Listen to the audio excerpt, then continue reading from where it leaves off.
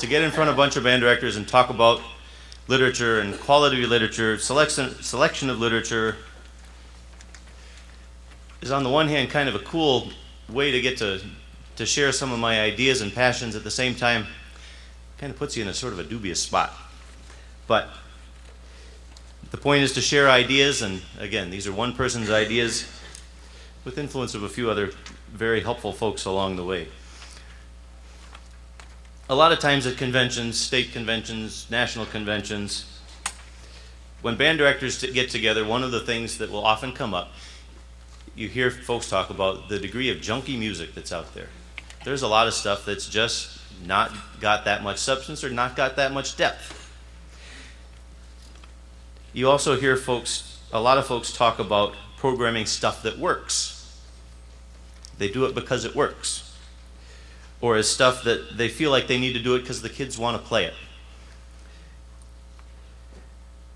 And there's an element of that that's true. I mean, you want the kids to like what's there. But the number of pieces that you see in publishers, stuff that comes out in the fall for movies, popular realm music, stuff on the radio, whatever it might be, why are they doing that? The English department couldn't get away with teaching comic books. Why should we think we could? They don't, and they wouldn't justify it by saying, well, it's what the kids want to read, or romance novels. I mean, draw your own analogy. The kids need to experience the great works in our art. At grade 2 and grade 3, obviously, it's less sophisticated from a technical standpoint.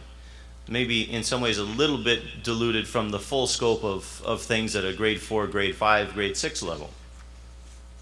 But they deserve to play the best that we can put in front of them. With respect to dining and diet, we've all heard countless times the whole thing, you are what you eat. Well, you know what? They are what they eat here too. Your kids are what they eat. That applies just as truly to literature selection. It's our obligation to teach students how to eat well. I want my kids to develop a taste for steak and lobster. Good juicy stuff. You know, that's not to say you can't, at a well thought out and well reasoned time, you still make your run to McDonald's. You still go get your ice cream. But you do it as a result of deliberate choice. Not because they think that that's what they want to play. They know what they like to listen to, but that doesn't mean it's always available for band. You know that. We all know that. But we owe it to them to teach, I believe we owe it to them to teach and perform excellent music. That's our curriculum. That's our job. That's how we trot our curriculum out in front of mom and dad, principals and other administrators, and the community. So in that sense, it's really our integrity as musicians and as educators that's on display. What kids really want, I think, is stuff that feeds them. Feeds their heart, and feeds their mind, and feeds their soul. And they don't necessarily walk into the door of our room knowing what that is. They may think they have some ideas. And some of them might be right. But all in all, that's where our job comes in. It's our job to choose the best quality music to feed, to engage, and to challenge. And to do so with the idea in mind of where they'll be at the end of the process. That's the goal. It's not just, yes, there's something to be said for hooking them, but at the same time, you don't want them avoiding that music by the end.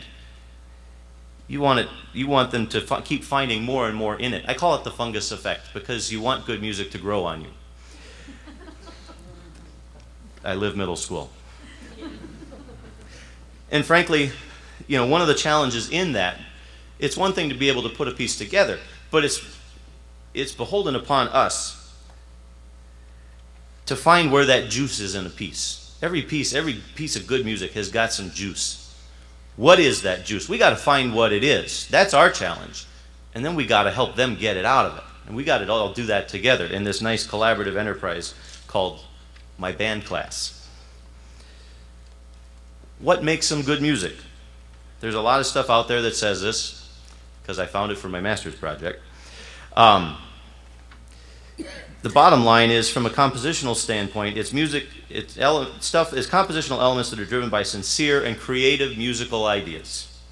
Melodies and harmonies. Well thought out melodies, not something that's just a simple hook. Good counter melodies or counterparts. Chord progressions, both expected and unexpected. Creative play of musical ideas. Rhythms. Character. Rhythms that have life and character. Interplay, ebb and flow, regardless of the density of notes. It's not just keeping those guys busy back there that makes it a good part. Is it well written? How many times have we heard that?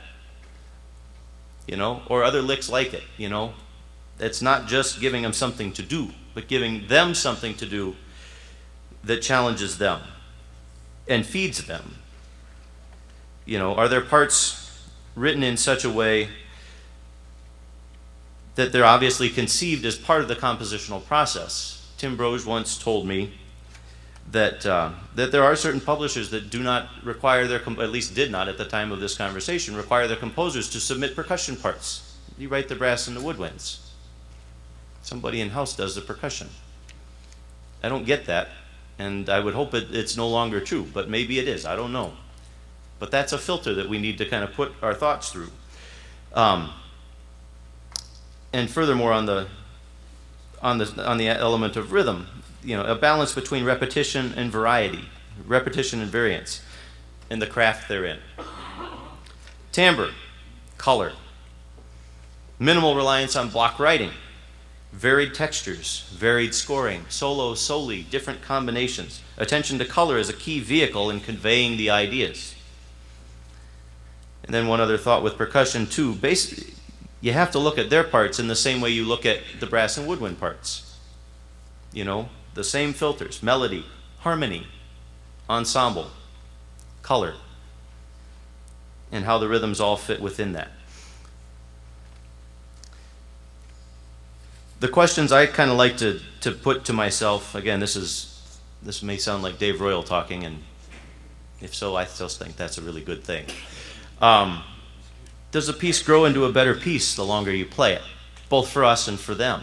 We have to grow too, don't we? Does the piece fire the kids' imagination? Does it cause them to think? And maybe more importantly, does it cause them to wonder? Does it stretch them? And does it reward them? And the corollary to that is, does it stretch us? And does it reward us? I think these are juicy questions, and all a very important part of the selection of the music that we put in front of our kids to play. Does it feed their hearts? Does it feed their minds? And does it feed their souls? Does the experience of this put them in a position to maybe come out of this process a little better human being? I can't tell you exactly how that happens, but I can tell when it does. And I think you all can too. That's what it's about. The last little nugget here before we move on into our second half is straight out of Dave Royal, something you wrote, something I read. But the fact of the matter is, great music inspires great teaching. That's what it's about. You gotta get them in the door. It's our challenge to help them just see how wide that door can open. If we're talking about painting a picture, just how broad and far-reaching can it go? And what all's in there? Where's the juice?